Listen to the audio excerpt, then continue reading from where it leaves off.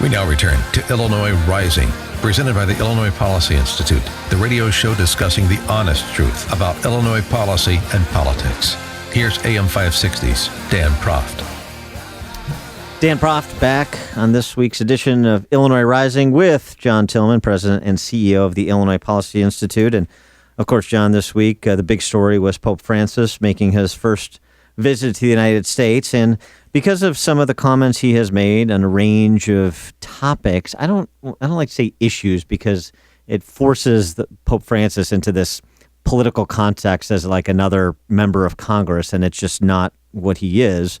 He's a spiritual leader, but certainly both sides want to take statements that he makes on a variety of topics and use them to their own political ends, and that certainly is the case with AFL-CIO President Richard Trumka, who, by the way, dead ringer for Alex Karras.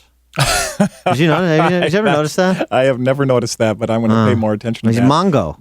Mongo's just pawn in Game of Life. Good old number 71, a Detroit Lion, one of my heroes growing up. When I grew up in Michigan. Sure, and also you were a big fan of Webster. I loved Webster. Yeah. I thought that showed his gentler side. Yeah, there's no question about that. So Richard Trumka, on Pope Francis's arrival, said that it's an opportunity for every American to re-examine the values that drive us as a country. So he likes the idea of wealth redistribution is essentially the bottom line here. And he's interpreting what the Pope has to say about income inequality in a general sense to be support for the AFL-CIO's particular political agenda. But here's what the Pope had to say about pursuing business as a professional calling when he addressed the joint session of Congress on Thursday. Business is a noble vocation directed to producing wealth and improving the world. It can be a fruitful source of prosperity from the area in which it operates, especially if it sees the creation of jobs as an essential part of its service to the common good.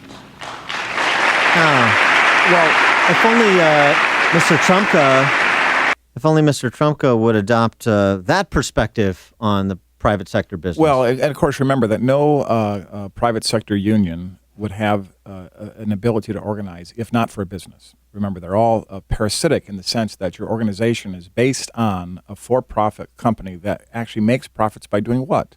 What the church would kind of like, serve other people well. You're rewarded in the business world by serving people well. It's the ultimate service provider. And I think what's interesting about the Pope's background, he's from Buenos Aires originally, an Argentinian from South America. And, of course, he's younger than this. But at one time, Argentina was one of the wealthiest countries in the world in the 20s and 30s until things started to go south, when they adopted maybe some social justice agendas and a government-centric point of view rather than a free market individual liberty point of view. That's when things started going south there. It's interesting. He's come back, at least in this speech, and people should focus on that, not just the other things that the other side is focusing on. To add to this conversation, we're now joined by Connor Wolf. Connor is a reporter for the Daily Caller, dailycaller.com. Connor, thanks so much for joining us. Appreciate it. Thank you. So to this kind of effort to place the Pope in one camp or another, depending on the issue at bar, how did you see the politics of this playing out after the Pope's speech on Thursday? I think that it's hard to put a religious figure into any one particular political camp, and I think everyone wants him on their side. But I do think he does tend to be more progressive than not, and I think that is a fair critique. Is it a fair critique to, when he's talking about redistribution and advocating that we should really look at the balance sheet of the church as a whole and all the assets it has and whether some of those should be sold off to try to help the poor? I think that would be a great gesture, but it would be a question of how much that would actually help.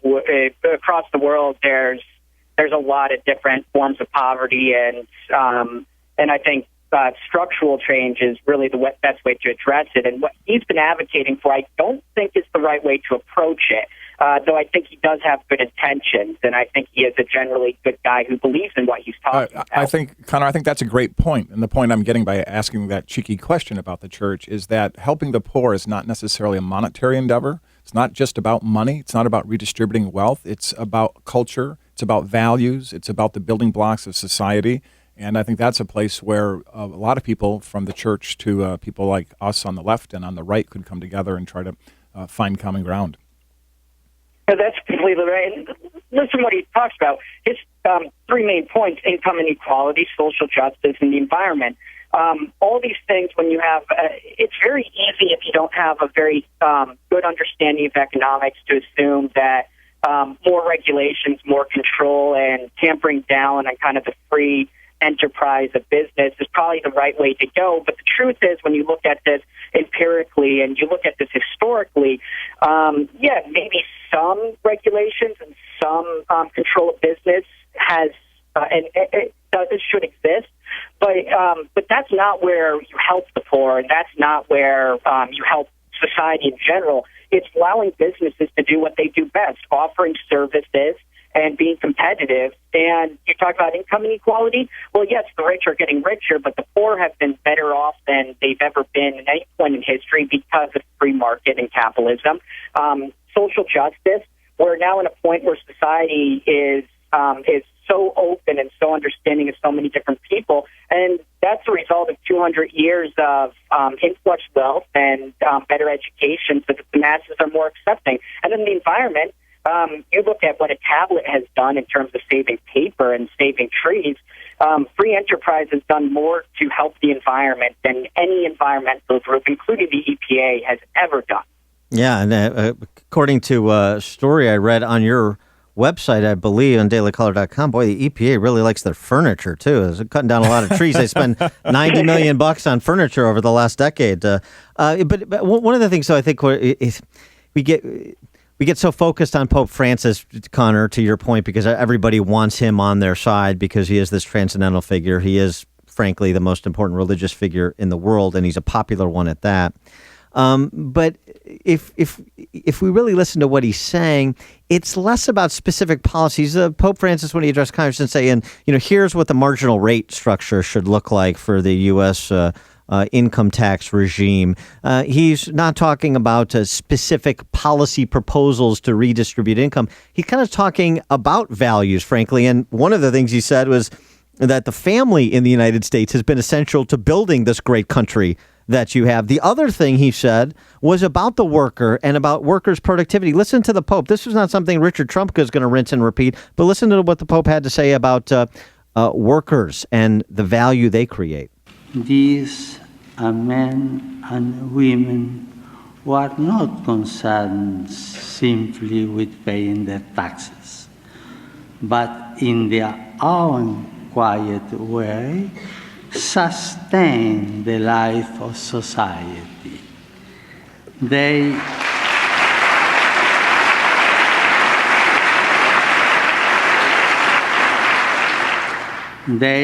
generate solidarity by their actions, and they create organizations which offer a helping hand to those most in need.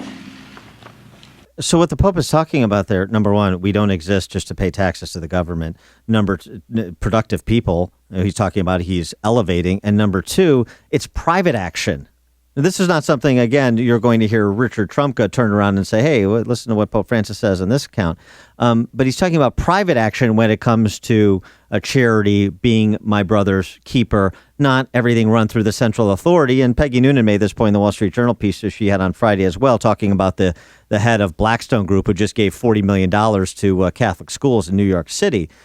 So there's that aspect of trying to kind of interpret and provide temporal meaning to some of the existential rhetoric of the Pope.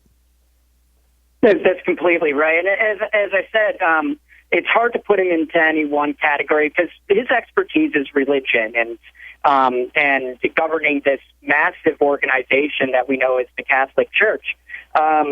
It's hard to put him in any one category. And a lot of things he says, he does have some great ideas for someone who isn't overly familiar with the complexities of economics. Connor, do you think his background as a South American changes what he brings to his role as the Pope as compared to the sort of European-centric popes we've mostly had? I think most definitely, but that's anyone. You're influenced greatly by where you've grown up and where you've seen the world, and he definitely, without a doubt, cares about the poor, and he cares about people. And honestly, he as a pope has been a very popular figure. A lot of people who aren't Catholics and even atheists have praised him for what he's been doing. I think this what he's been doing has been good for the church overall. And as you say, he may not be detailed on exactly what initiatives he would like to see in the economic sense, what policies he may not to see, but the message overall resonates with a lot of people. He is Connor Wolf, reporter for the Daily Caller, dailycaller.com. Connor, thanks so much for joining us. Appreciate it. Thank you for having me.